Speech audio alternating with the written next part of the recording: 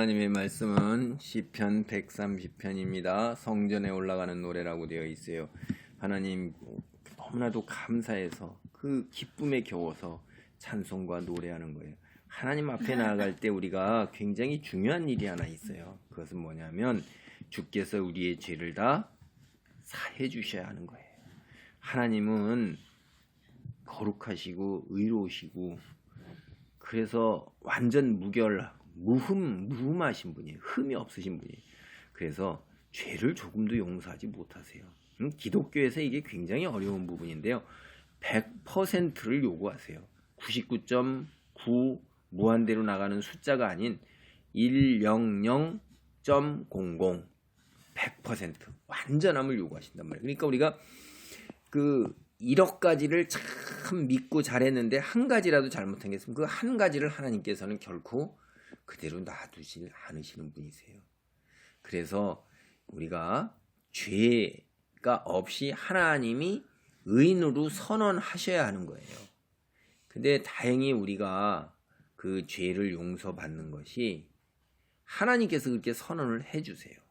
그래서 이게 이제 여기 오늘 나오는 이야기에 그런 이야기가 있습니다. 130편 1절부터 봅니다. 여호와여 내가 깊은 곳에서 주께 부르짖었나이다. 이게 내 영혼의 깊은 곳에서 부르짖는 거예요. 그러니까 여러분도 그런 걸 아시죠? 심령 깊은 곳에서 진심으로 부르짖는 거하고 그냥 가볍게 입술로 이야기하는 거하고 차이가 있다는 걸 본인은 굉장히 잘 알아요. 그게 내 영혼의 깊은 곳, 내 마음 깊은 곳에서 진심으로 하나님께 통해 자복하는 거하고 말로만 이렇게 하는 거하고 다르다는 걸 본인이 너무나 잘 안다 이 말이에요. 그리고 오늘 이 시편 140편 노래를 부르면서 나아갈 때 모두 다 심령의 깊은 곳에서 진심으로 전심을 다해서 하나님께 큰 소리로 외치면서 찬송을 하고 내 마음속 깊은 곳에 숨겨져 있는 죄악까지도 하나님께 부르짖는 거예요. 2절입니다. 주여 내 소리를 들으시며 나의 부르짖는 소리에 귀를 기울이소서. 여호와여 주께서 죄악을 지켜보실진대 주여 누가 서리이까. 그러나 사유하심이 주께 있음은 주를 경외하게 하심이니이다. 우리가 하나님 앞에 인간은 그 어떤 인간도 의인으로 선언받고 깨끗하다 선언받을 수가 없어요.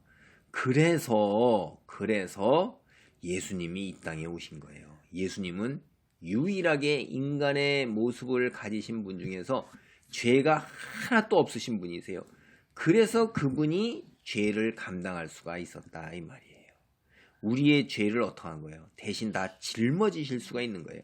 대신 죄를 짊어지셨기 때문에 죄인으로서 죄값을 치르기 위해서 죽어야 하는 거예요.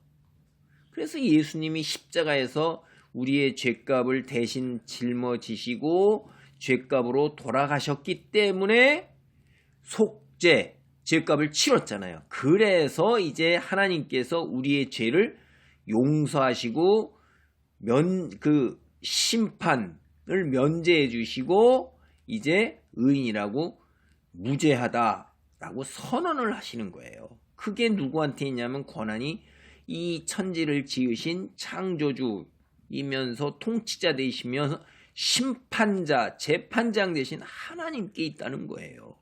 그래서 인간이 하나님께서 우리를 속을 들여다보시면 우리는 아무도 하나님 앞에 설 수가 없는데 예수 그리스도께서 이 땅에 오셔서 우리의 죄를 대신 짊어지시고 생명으로 죄값을 치르심, 그것을 우리가 믿음으로 인해서 그걸 죄 없다 하시는 분이 예수 그리스도의 속죄 제사를 우리를 위한 속죄 제사로 받아들이시고 선언하신 분이 하나님이다 이 말이에요. 그러니까 하나님 내가 통해 자복하는 소리를 들으시고 내 죄를 사유하여 주시옵소서. 이렇게 이들도 찬송을 하고 했던 거예요. 이게 어떤 배경이 있냐면 여러분 모세가 이스라엘 민족을 이끌고 나왔을 때 하나님께서 이러한 죄를 지었을 때 그 죄를 용서받는 속죄 제사 제도를 마련을 하셨어요. 죄 없는 흠 없고 깨끗한 짐승을 가지고 와서 내가 지은 죄를 그 짐승이 대신 짊어지고 죽도록 하셨어요. 그래서 그 피를 성막에 뿌리고 제단에 뿌리고 나머지는 불태워 없어버렸잖아요. 그럴 때 내 죄를 하나님이 용서해 주셨다 이 말이에요. 그 속죄 제사를 보면서 용서, 사유하심은 주께 있다 이 말이에요. 그래서 이들이 하나님 앞에 나아가는 거예요. 그게 얼마나 너무나도 감사한 거죠. 우리는 이 말씀에서 이제 겹쳐서 예수 그리스도의 속죄 제사까지도 여기서 우리는 볼 수가 있는 것입니다. 그래서 이제 5절부터 보면 나 곧 내 영혼은 여호와를 기다리며 나는 주의 말씀을 바라는도다. 하나님께서 용서하시고 의인이라 선언하시는 것 그거를 바라보고 그다음에 하나님의 말씀, 하나님의 역사, 인자, 자비, 은혜 이거를 사모하는 거예요. 파수꾼이 아침을 기다림보다 내 영혼이 주를 더 기다리나니 참으로 파수꾼이 아침을 기다림보다 더하도다.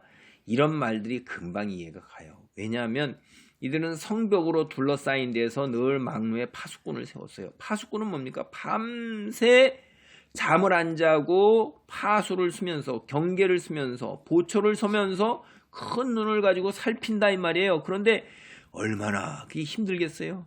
잠이 오죠. 피곤하죠. 춥죠. 때로는 비가 불고 때로는 안개가 끼고 그리고 외롭고 육체적으로 힘드니까 빨리 해가 뜨기를 바라는 거예요. 해가 뜨면 이제 교대를 하잖아요.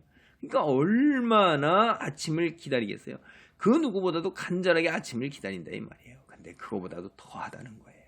내 영혼이 주를 기다리는 것이. 내가 하나님을 사모하고 하나님이 내게 빨리 내 기도를 들으시고 나의 통해 자복하는 소리를 들고 용서하시고 역사해 주신 그거를 기다린다 이 말이에요. 이 비은유가 대단한 거예요. 그 간절함과 사모함이 이보다 더 이렇게 아주 적나라하게 묘사되기가 쉽지가 않죠. 이스라엘아 여호와를 바랄지어다. 여호와께서는 인자하심과 풍성한 속량이 있음이라. 그가 이스라엘을 그의 모든 죄악에서 속량하시리로다. 여러분 파수꾼이 아침을 기다리는 것처럼 내가 그리고 우리 민족이 하나님의 용서를 사모하고 바라는 거예요. 그분은 언제나 한 번도 거절하지 아니하시고 늘 용서해 주신다 이 말이에요. 인자하시고 그분이 풍성한 속량을 하시는 분이에요. 그게 성품이에요. 하나님의 성품이에요. 이스라엘이 그렇게 수많은 죄를 반복해서 져왔어도 하나님께서는 계속 용서하시고 마지막에 그 죄가 하나님의 경계선을 넘을 때에는 하나님의 준엄한 심판이 있습니다. 이들이 하나님께 나아갈 때는 어떻게 되는 거예요?